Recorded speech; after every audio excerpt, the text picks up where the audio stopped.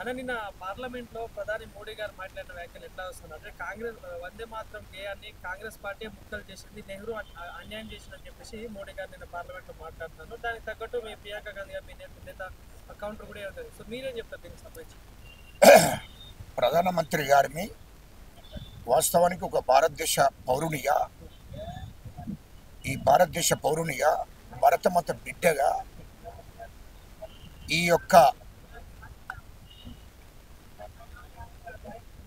భారతదేశంలో పుట్టినటువంటి బిడ్డగా నేను మాట్లాడుతున్నా. ఈ దేశ ప్రధానమంత్రి నరేంద్ర మోడీ గారు ఆయన పెద్ద మనిషి, ఈ దేశానికి ప్రధానమంత్రి. మేము గౌరవించి మాట్లాడుతున్నాం. ఆయన ఇష్టం వచ్చినట్టు, నరేంద్ర మోడీ గారు ఇష్టం వచ్చినట్టు మాట్లాడడం ప్రధానమంత్రి హోదాలో మంచిది కాదు.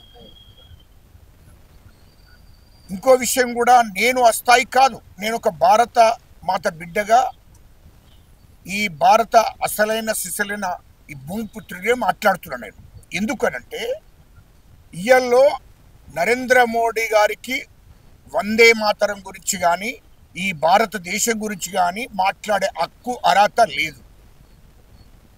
ఈ మాట ఎందుకు చెప్తున్నానంటే, ఈ దేశానికి స్వతంత్ర పోరాటంలో నరేంద్ర మోడీ గారు, నరేంద్ర మోడీ తాత కూడా లేడు, అయ్య కూడా లేడు. నరేంద్ర మోడీ అయ్య లేడు, తాత లేడు, ఈ నరేంద్ర మోడీ లేడు. నెంబర్ 1, నరేంద్ర మోడీ గారి సంబంధించిన ఏదైతే బీజేపీ పార్టీ ఉందో, బీజేపీ వాళ్ళకు ఈ దేశ స్వతంత్ర పోరాటంకి సంబంధమే లేదు. ఆనాడు బీజేపీ లేదు. రెండవది, ఆర్ఎస్ఎస్కు ఈ దేశ స్వతంత్ర పోరాటంలో వాళ్ళు పాల్గొనలేదు, వాళ్ళకి మాట్లాడే హక్కు కూడా లేదు. వాళ్ళకి సంబంధమే లేదు ఈ దేశం గురించి. ఈ దేశానికి స్వతంత్రం తీసుకురావడానికి వేల మంది, లక్షల మంది చనిపోయినరు. అది నరేంద్ర మోడీ గారు గుర్తించుకోవాల్సిన అవసరం ఉంది. ఎందుకంటే ఈ దేశానికి, ఈ దేశ సమస్యల గురించి కానీ, ఈ దేశ స్వాతంత్రం గురించి కానీ మీకు తెలియదు, మీకు సంబంధమే లేదు బీజేపీకి, ఆర్ఎస్ఎస్కు. మీరు ఎట్లా మాట్లాడతారయ్యా? మీకు ఏం హక్కు ఉంది, ఏమి అధికారం ఉన్నదని మాట్లాడతారు? దేశ ప్రధానమంత్రిగానే మాట్లాడును, ఈ దేశం గురించి మాట్లాడే హక్కు అర్హత నీకు లేదు. ఎందుకంటే ఇష్టం వచ్చినట్టు మాట్లాడితే ప్రజలు ఇష్టం వచ్చినట్టు వింటారు అని అనుకుంటారు. ఏమయ్యా, ఈ దేశ స్వతంత్ర పోరాటంలో నీ పాత్ర ఏందయ్యా? నరేంద్ర మోడీ గారు ఈ దేశ ప్రధానమంత్రివి కదా నువ్వు. ఈ దేశ స్వతంత్ర పోరాటంలో నీ పాత్ర ఏందో గజ్జెప్పు ఫస్ట్. నీవు ఏ పార్టీ నుంచి అయితే, బీజేపీ పార్టీ నుంచి ఈ దేశ ప్రధానమంత్రి అయినావు కదా, నీ పార్టీకి ఏమన్నా పాత్ర ఉందా ఈ దేశ స్వతంత్ర పోరాటంలో? పోనీ నీ ఆర్ఎస్ఎస్ నుంచి వచ్చినావు కదా, నీ ఆర్ఎస్ఎస్కు ఏమన్నా సంబంధం ఉందా? ఈ దేశం కోసం స్వతంత్ర పోరాటంలో వేల మంది, లక్షల మంది చనిపోయారు, త్యాగాలు చేశారు. మరి ఆ రోజు ఆర్ఎస్ఎస్ ఉన్నది కదా, ఆర్ఎస్ఎస్ ఉంది కదా. మరి ఆర్ఎస్ఎస్ ఆనాడు ఎందుకు ఈ స్వతంత్ర పోరాటంలో పాల్గొనలేదు? బ్రిటిష్ వాళ్ళకు వర్చస్వాలకుంటా, బ్రిటిష్ వాళ్ళకు వర్చస్వాలకి వాళ్ళకి ఎజెంట్గా పనిచేసిన ఆర్ఎస్ఎస్ ఆనాడు ఈ దేశ స్వతంత్ర పోరాటం జరుగుతున్నప్పుడు. అలాంటి మూర్ఖులు కూడా ఇలా మాట్లాడితే అది ఎంతవరకు సమంజసమని అడుగుతున్నా. గాంధీని చంపినటువంటి మూర్ఖమైనటువంటి మూర్ఖులు కూడా మాట్లాడితే అది ఎంతవరకు కరెక్ట్ అంటున్నా. ఆర్ఎస్ఎస్ సంస్థను వాస్తవానికి నిషేధించాలి, ఈ దేశం నుంచి బహిష్కరించాలి ఆర్ఎస్ఎస్ని. ఆర్ఎస్ఎస్ సంస్థకు సంబంధించినటువంటి నాయకుడు మరి గాంధీని చంపాడు. ఆర్ఎస్ఎస్ వాళ్ళంతా కూర్చుండి కుట్రకుతంత్రాలు చేసి ఈ దేశానికి స్వాతంత్రం తీసుకొచ్చినటువంటి గాంధీ గారిని, మహాత్ముని చంపినటువంటి వాడెవడు? ఆర్ఎస్ఎస్కి సంబంధించిన నాయకుడు కాదా? మరి వాళ్ళకి ఏం హక్కున్నదే మాట్లాడడానికి? ఇలా గాంధీని మాట్లాడతారు, ఈ దేశ స్వతంత్రం తీసుకొచ్చినటువంటి గాంధీని చంపుతారు. ఒక దిక్కు గాంధీని విమర్శిస్తారు, మా నెహ్రూ గారిని విమర్శిస్తారు.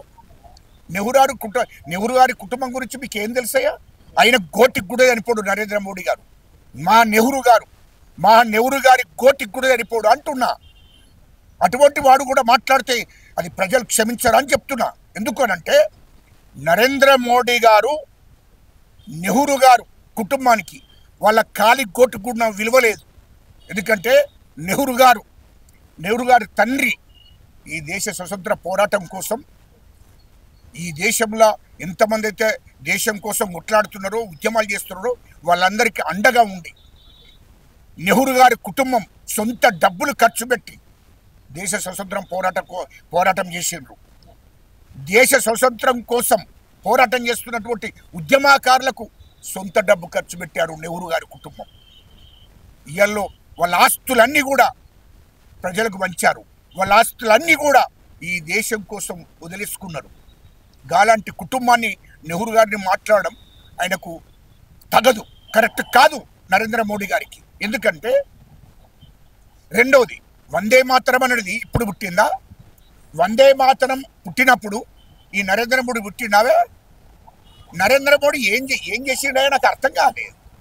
నీ అర్హత ఏంది నాకు అర్థం కాలేదు. ఈ దేశానికి స్వతంత్ర పోరాటంలో లేవు, ఈ దేశం కోసం కొట్లాడింది కాదు. అసలు నీ అర్హత ఏంది? నీకున్న స్థాయి ఏంటి? ప్రధానమంత్రి హోదాలో దేశాన్ని పరిపాలించు, అంతవరకే తప్ప ఈ దేశం గురించి మాట్లాడే అర్హత నీకు లేదు.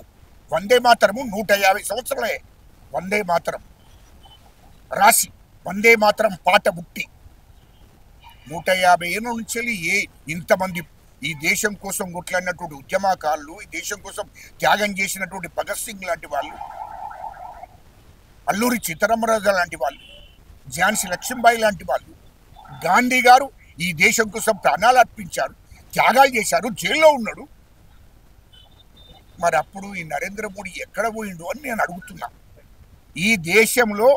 ఈ దేశం కోసం కొట్లాడినటువంటి వాళ్ళు వందలు, వేలు, లక్షల మంది ఉన్నారు. కానీ అందులో బీజేపీకి ఆర్ఎస్ఎస్ పాత్రనే లేదు. నెంబర్ 1, ఇయల్లో నరేంద్ర మోడీ గారు మాట్లాడే ముందు ఆలోచన చేసుకొని మాట్లాడాలి. 150 ఏళ్ళ వందే మాతరం పాట పుట్టి, వందే మాతరం పుట్టి 150 ఏళ్ళ నుంచి ఎంతో మంది ఇయల్లో స్వాతంత్రం వచ్చి 77 ఏళ్ళు అవుతుంది. అప్పటి నుండి ఇంతమంది ప్రధానమంత్రులు పోయారు, ఒక్కరు కూడా ఒక మాట మాట్లాడలేదు.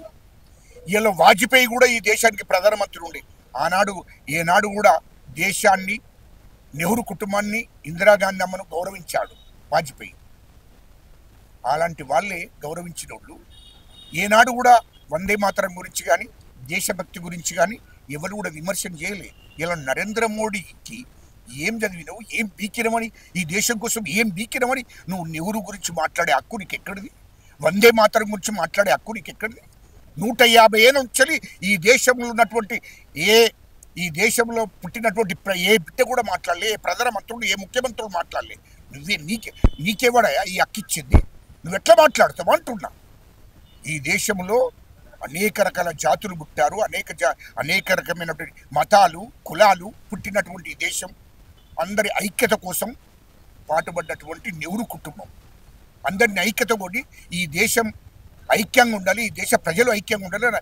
ఇక్కడ కుల వ్యవస్థ ఉంది, మతాలు ఉన్నాయి, అనేకమైన రాజకీయ పార్టీలు ఉన్నాయి. అయినా ఈ దేశ ప్రజలందరూ కూడా ఐక్యంగా ఉండాలి.